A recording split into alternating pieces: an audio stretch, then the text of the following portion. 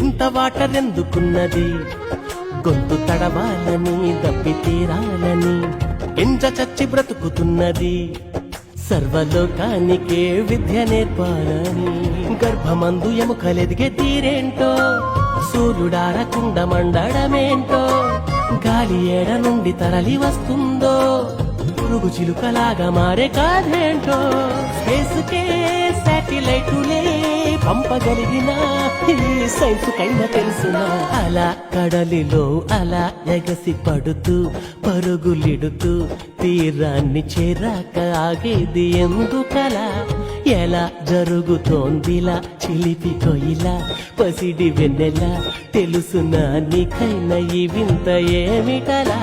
చిత్రమే ఆద్యంతమీ లోకము, ప్రశ్నలే ఏ వైపు చూసినా ఆన్సరే ఏడ ఉందని వెతికితే అందెనే అద్భుతాల గ్రంథమే.